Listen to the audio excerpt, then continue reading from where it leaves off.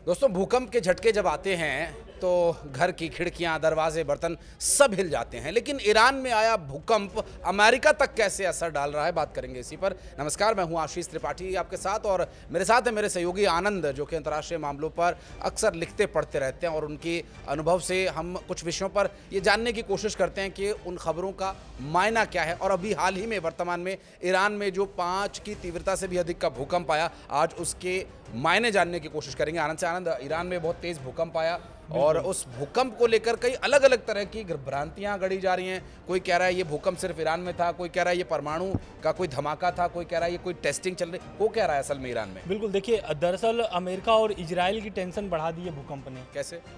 भूकंप ईरान में आया हुआ है। करीब परमाणु जो उनका प्लांट है ईरान में, नतांज से 26 किलोमीटर के दूर पर यह भूकंप आया हुआ था और इसकी तीव्रता थी 5.0। ये पहला जो झटका था भूकंप का, इस झटके से पूरी दुनिया में हड़कंप मच गई कि क्या ईरान परमाणु परीक्षण कर लिया। दूसरा भूकंप आता है कुछ ही घंटों बाद, वहीं पर आता है 4.5 तीव्रता से आता है। तो ये दोनों झटकों से अमेरिका और इजराइल में हड़कंप मच जाती है। दरअसल पहले से ही मिडिल ईस्ट में खूनी हमले हो रहे हैं, जवाबी हमले दिए जा रहे हैं, लगातार युद्ध हो रहे हैं। बीते मंगलवार से ही इजराइल फिर से सीज फायर का उल्लंघन करते हुए, सीज फायर को न मानते हुए फिर से हमला शुरू कर दिया है। हमास पर लगातार हमले हो रहे हैं। अभी तक भर में लगभग 550 लोगों की मौत भी हो गई है, ऐसा दावा किया जा रहा है। लेकिन अब इन सभी बीच में आता है ईरान में भूकंप। इस भूकंप ने अमेरिका की टेंशन बढ़ा दी। पहले से ही अमेरिका ने कई सारे प्रतिबंध लगा चुके हैं ईरान पर कि ईरान परमाणु परीक्षण न करे, ईरान परमाणु बम न बनाए, ईरान तेल कहीं न बेचे। अमेरिका जब से ट्रंप नए सत्ता में आए हुए हैं तब से ही लगातार ईरान पर नकेल कस रहे हैं। लेकिन ये जो भूकंप है ये लगभग सबको डरा करके रख दिया है। दरअसल क्यों डराया है? डर इसलिए लग गया है दुनिया को क्योंकि जो आतंकी संगठन है, कथित रूप से ईरान सपोर्ट करता है, चाहे वो हिजबुल्लाह हो, चाहे वो हमास हो, चाहे फिर वो हुती विद्रोही हो, तो इन तीनों को कहीं ना कहीं अगर परमाणु परीक्षण ईरान करता है तो कहीं ना कहीं इन तीनों को बहुत ताकत मिलेगी। क्योंकि एक चीज जो आपने कही परमाणु परीक्षण वाली, इस परमाणु परीक्षण से एंगल जोड़ने के पीछे जो दर्शक हमारे ये समझ नहीं पाए कि वहाँ भला परमाणु परीक्षण की कोई ऐसी सुगबुगाहट या चर्चा तो थी नहीं। मैं आपको बता दूं कि अच्छा खासा यूरेनियम भंडार उनके पास है और ये अंतर्राष्ट्रीय स्तर पर ईरान बार बार से बता रहा था कि हमारे पास यूरेनियम का भंडार है और उनके पास परमाणु वहन करने वाले सक्षम हथियार भी मौजूद हैं पहले से। और इस वजह से ये अमेरिका की टेंशन इसलिए बढ़ा रहे क्योंकि जिन 3 तथाकथित जो आतंकवादी संगठन है उनका, जिनका आनंद ने नाम लिया, ये तीनों ही अमेरिका के लिए टेंशन बने हुए। एक तरफ इजराइल जो इनसे अलग अलग मोर्चों पे युद्ध लड़ रहा है, उसके बैकएंड में कहीं ना कहीं अमेरिका रहता है। इस वजह से अमेरिका के लिए टेंशन बढ़ती नजर आ रही है। और अभी जो वर्तमान स्थिति, अगर आनंद हम समझने की कोशिश करें कि जो ये भूकंप आया, इस भूकंप के झटके को असल मायनों में जो प्राकृतिक रूप से आया भूकंप क्यों नहीं माना जा रहा है, उसके पीछे एक बड़ी वजह ये भी है कि ईरान के पास यूरेनियम के भंडार हैं और प्लस ये जो भूकंप आया है वो परमाणु प्लांट से 26 किलोमीटर की दूर पे आया है। तो कहीं ना कहीं ये शक हो रहा है। लेकिन अभी तक जो ईरान के इस पे प्रतिक्रिया आई है, ईरान ने बोला है कि परमाणु प्लांट को कोई भी नुकसान नहीं हुआ इस भूकंप से और परमाणु प्लांट बिल्कुल सुरक्षित है। और इजराइल लगातार काफ़ी अरसे से वो ईरान के इस परमाणु जो प्लान है बम बनाने के लिए, इस पर बहुत लगातार वो विरोध करता आया है और साथ में अमेरिका भी उसका सहयोग करता आया है इजराइल का। लेकिन इस भूकंप ने जो हड़कंप मचा करके रखा है और इस पर अंतर्राष्ट्रीय परमाणु ऊर्जा जो एजेंसी है, इसका भी प्रतिक्रिया पहले आ चुकी है। लगभग पिछले हफ्ते जो इनकी प्रतिक्रिया आई थी कि काफ़ी मात्रा में ईरान के पास यूरेनियम जमा हो गए हैं और ईरान 1-2 नहीं, करीब 6 परमाणु बम बनाने की तैयारी में है। तो ईरान के पास 1-2 नहीं, करीब 6 परमाणु बम तैयार करने की क्षमता हो गई है। मैं आपको बीच में रोक रहा हूँ, एक चीज मैं आपसे समझना चाहूंगा कि सारे देश तो परमाणु बम बना रहे हैं, अगर ईरान ने भी बना लिया तो फिर क्या समस्या है? दरअसल ईरान बिल्कुल आपका कहना सही है, लेकिन अमेरिका विरोध में रहता है। जब भारत ने भी ऐसा करा था तो भारत पर भी बहुत सारे प्रतिबंध लगाए थे। फिर भारत के परमाणु बम बनाने के बाद लगभग 1 हफ्ते बाद ही पाकिस्तान भी बना लेता है परमाणु बम। फिर जो प्रतिबंध भारत पर लगाया था अमेरिका, वही प्रतिबंध पाकिस्तान पर भी लगता है। तो जब पाकिस्तान पर प्रतिबंध लगता है तो भारत पर भी प्रतिबंध हटते हैं। लेकिन भारत पाकिस्तान का बात नहीं है, बात यहाँ पर ईरान का है। ईरान जिन जिन लोगों को सहयोग करता है ना, तो उससे उनको डर लग रहा है। और खास करके इजराइल को, अगर परमाणु बम ईरान के पास आता है तो कहीं ना कहीं इजराइल को भारी नुकसान सहना पड़ेगा। ऑलरेडी वो नुकसान सह रहा है, ऑलरेडी उनके लोग मारे जा रहे हैं, लगभग 1.5 साल से वहाँ पर युद्ध हो रहा है और फिर से युद्ध शुरू हो गया है, फिर से गाजा में वही गोला बारूद दागे जा रहे हैं। हाँ, और इसको और आसान शब्दों में अगर आनंद अपने दर्शकों को बताने की कोशिश करें तो ईरान के जो तथाकथित कथित आतंकवादी संगठन हैं, जैसे कि हमास का इन्होंने नाम लिया, हूती विद्रोहियों का इन्होंने नाम लिया, और इन संगठनों को ईरान की तरफ से बार बार सपोर्ट मिलने की बात कही जाती है। खुले तौर पर भी ईरान ने कई बार कई मंचों से इस बारे में जिक्र किया है कि वो इन संगठनों के साथ हैं, क्योंकि ये संगठन कोई आतंक नहीं फैला रहे, ये अपनी रक्षा के लिए ये इस तरह के कदम उठा रहे हो। तो ईरान ने अगर इस तरह के परमाणु हथियार बना लिए, डेवलप कर लिए, तो ये सीधे तौर पर किसी न किसी रूप में हूती विद्रोहियों या फिर हमास के हाथ अगर लगते हैं तो इजराइल के लिए एक बड़ी समस्या खड़ी हो सकती है। इस वजह से इजराइल इसका विरोध कर रहा है और इजराइल के सपोर्ट में अमेरिका के लिए विरोध कर देना ये स्वाभाविक सी बात होगी। लेकिन आपने जिक्र किया अंतर्राष्ट्रीय परमाणु एजेंसी, जो पूरी दुनिया में परमाणु जितने भी समझौते हुए हैं, चाहे वो परमाणु के जो टेस्ट हुए हैं, उन सभी प्रोजेक्ट्स पर नजर रखने वाली संस्था है। इस संस्था की अभी इस वक्त क्या भूमिका है? जो ये भूकंप की खबरें हैं, इसको किसी तरह से मुकम्मल किया गया? क्या वाकई कोई परमाणु युद्ध वहाँ पे, माफ कीजिएगा, टेस्टिंग हुई है? बिल्कुल, देखिए अंतर्राष्ट्रीय परमाणु ऊर्जा एजेंसी जो है IAEA, उसने पिछले हफ्ते एक अपना बयान जारी किया था जिसमें उन्होंने ये बताया था कि 6 परमाणु बम ईरान बना सकता है। दूसरा उनका जो इन्फॉर्मेशन था कि इजराइल और अमेरिका की बैठक होने वाली है पिछले हफ्ते, अगले हफ्ते। तो इस बैठक में इसी पर चर्चा करना था कि ईरान परमाणु बम न बना सके। अब ये उच्च स्तरीय की जो बैठक है, ये हमको लगता है कि आने वाले समय में और जल्दी किया जाएगा। हो सकता था कि अगले हफ्ते जो होने वाले हैं वो बीते 1-2 दिन में ही इजराइल और अमेरिका कर ले, लेकिन इजराइल अपने अंदरूनी मामले में भी अभी परेशान है।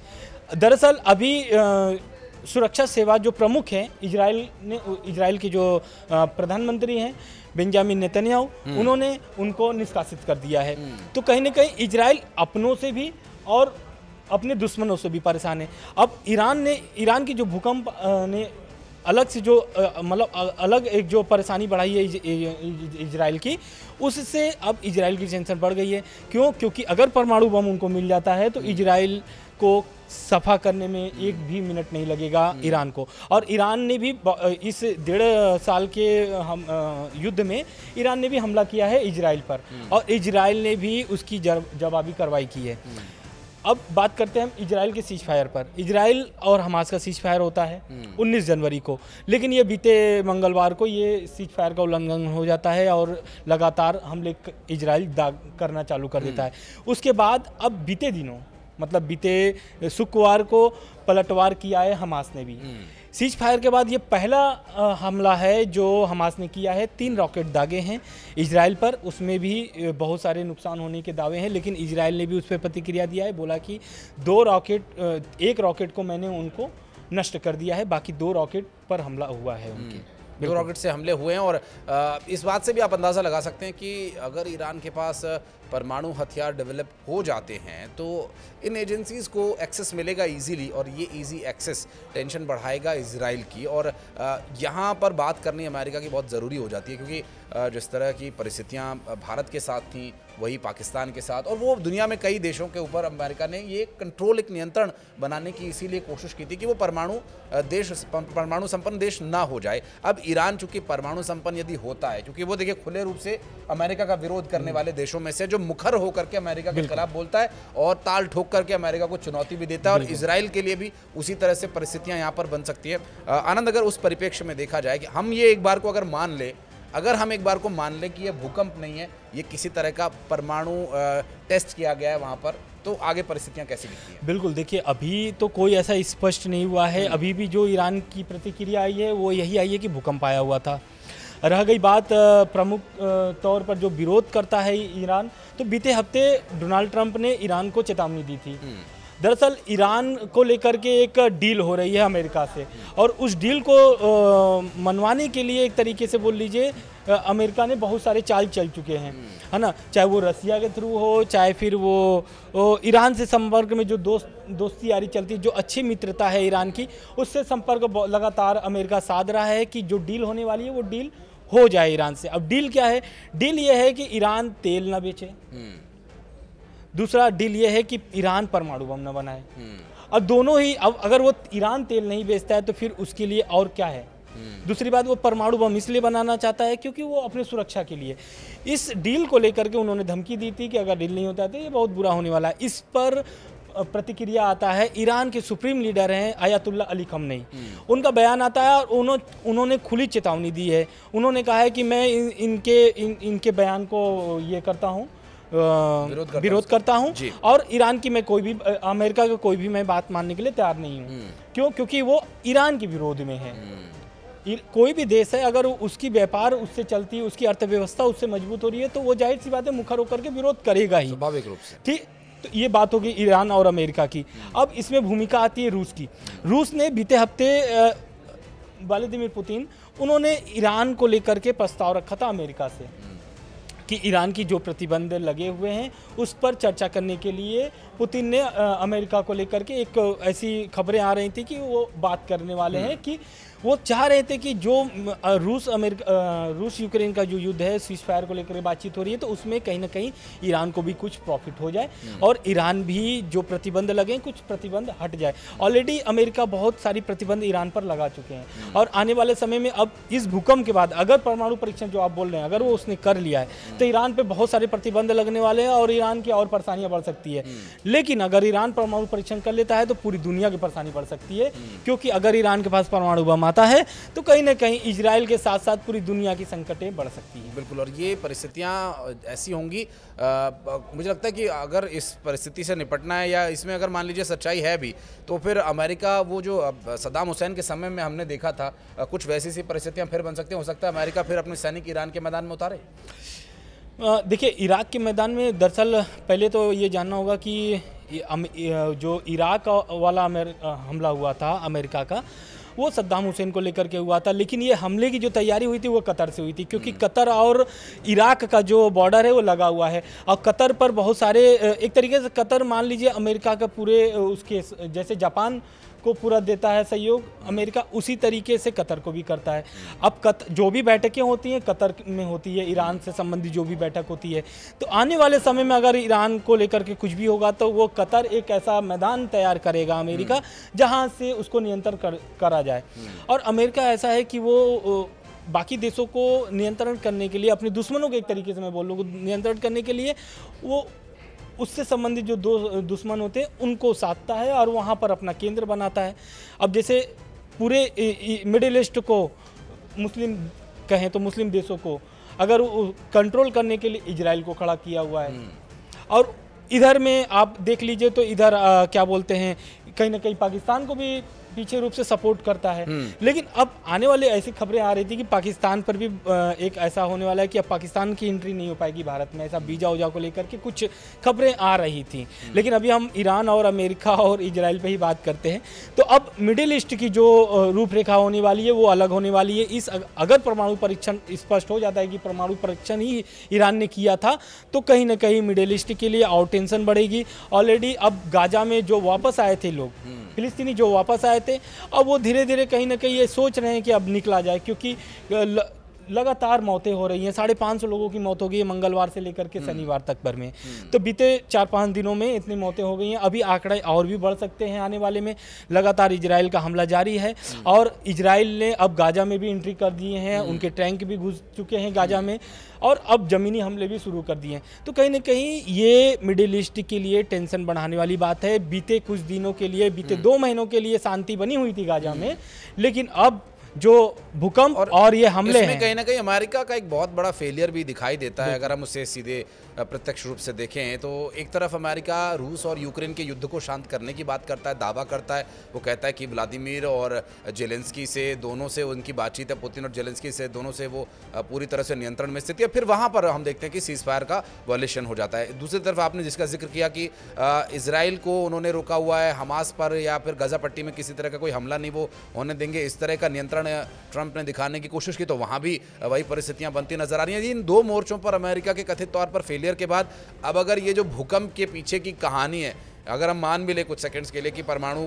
परीक्षण हो चुका है, तो ये तीसरी बड़ी कह सकते हैं कि एक तरह से फेलियर होगा अमेरिका के। बिल्कुल फेलियर होगा। और अमेरिका चाह रहा था कि युद्ध खत्म हो जाए, अमेरिका और खास करके ट्रम्प सत्ता में आने के पहले ही वो बोल रहे थे कि जहां जहां भी युद्ध हो रहा है उसको खत्म किया जाएगा। उन्होंने 100 दिन का टारगेट भी रखा है। अब इन 100 दिनों में 20 जनवरी को उन्होंने शपथ लिया था, उस दिन से 100 दिन को जोड़ा जा रहा है। और ट्रम्प लगातार युद्ध रोकने के लिए प्रयासरत हैं और लगातार अभी उनके आने के पहले ही युद्ध विराम हो गया था, लेकिन फिर से युद्ध शुरू हो गए हैं। और इधर पुतिन भी उनके प्रस्तावों को ठुकरा दिया है। पुतिन से जो बातचीत हो रही थी सीज फायर को लेकर के, वो अब नहीं हो रही है, क्योंकि बीते दिनों जो पुतिन से फ़ोन पर बात हुई थी लगभग 90 मिनट, उस 90 मिनट में पुतिन और ट्रम्प में जो बात हुई है उसमें ये स्पष्ट नहीं हो पाया कि युद्ध विराम होगा रशिया यूक्रेन युद्ध का। लेकिन अब ऐसे भी खबरें आ रही हैं कि रूस यूक्रेन और अमेरिका की फिर से सऊदी अरब में बैठक होने वाली है। लेकिन कहीं ना कहीं अब ट्रम्प फेल होते हुए नज़र आ रहे हैं, इसलिए क्योंकि वो जो युद्ध रोकने का प्लान लेकर के आए थे वो कहीं ना कहीं वो प्लान फेल होता हुआ नज़र आ रहा है। लेकिन मैं चाहूँगा कि आनंद आप इस बारे में जो थोड़ी एक जानकारी है वो एक सरसरी तौर पर बता दें कि हम इतनी चर्चा क्यों कर रहे हैं। ये चर्चा की शुरुआत कहाँ से? चर्चा की शुरुआत देखिए ईरान में आए भूकंप को लेकर के मैंने किया था। ईरान जो परमाणु प्लांट है ईरान का, उस परमाणु प्लांट के करीब 26 किलोमीटर दूर पे ये भूकंप को एक दर्ज किया गया है कि यहाँ पे भूकंप आए हुए हैं। इस भूकंप को लेकर के पूरी चर्चा हो रही थी और इस चर्चा को लेकर के खास मकसद ये था कि परमाणु परीक्षण, ईरान कहीं अगर परमाणु परीक्षण करता है या कर लिया है तो कहीं ना कहीं ईरान की भी परेशानी इसमें बढ़ सकती है। और अगर परीक्षण सफल हुआ तो इसमें दुनिया की संकटें बढ़ सकती हैं। निश्चित रूप से। और ईरान का ये परमाणु परीक्षण क्या वाकई सफल रहा या परमाणु परीक्षण है भी या नहीं, ये बहरहाल मुझे लगता है कि आने वाले कुछ समय में स्पष्ट हो ही जाएगा। लेकिन विश्व स्तर पर युद्ध शांति के लिए भारत की भूमिका कोई भी नकार नहीं सकता, चाहे वो इजराइल का गजा पट्टी पर होने वाला हमला हो या फिर रशिया का यूक्रेन के साथ चल रहा द्वंद्व हो। दोनों ही जगह पर भारत की अपनी अपनी भूमिका है और बार बार भारत की ओर उंगली उठाने वाले लोगों को प्रधानमंत्री नरेंद्र मोदी ने मुंहतोड़ जवाब दिया था। ये कहने वाले लोगों को जो ये कहते थे कि भारत न्यूट्रल रहता है, प्रधानमंत्री ने डोनाल्ड ट्रंप के सामने स्पष्ट रूप से ये कह दिया था कि भारत एक पक्षधर है, भारत पक्ष रखता है शांति का और शांति बनाए रखने की करता है अपील। इसके लिए भारत को चाहे जो भूमिका निभानी पड़े वो निभाने के लिए तैयार है। प्रधानमंत्री नरेंद्र मोदी के शब्द अंतर्राष्ट्रीय स्तर पर आज भी गूंज रहे हैं। कुछ एक जो शांति अभी आप देख रहे हैं उसमें इनकी बहुत बड़ी भूमिका है। इस तरह के विषय पर हम और आगे बातचीत करेंगे। आनंद, बहुत बहुत शुक्रिया आप हमारे साथ जुड़े। इस विषय पर आपने विस्तारपूर्वक जानकारी हमारे दर्शकों को दी और इस बारे में अगर आप कुछ कहना चाहते हैं, वीडियो में कुछ आप चेंजेस चाहते हैं या किसी और टॉपिक पर आप अगर बात करना चाहते हैं तो कमेंट सेक्शन में आपके लिए दरवाजे खुले हुए, आइए और अपनी उपस्थिति दर्ज कराइए। एक और वीडियो के लिए हमें आमंत्रित कीजिए। धन्यवाद।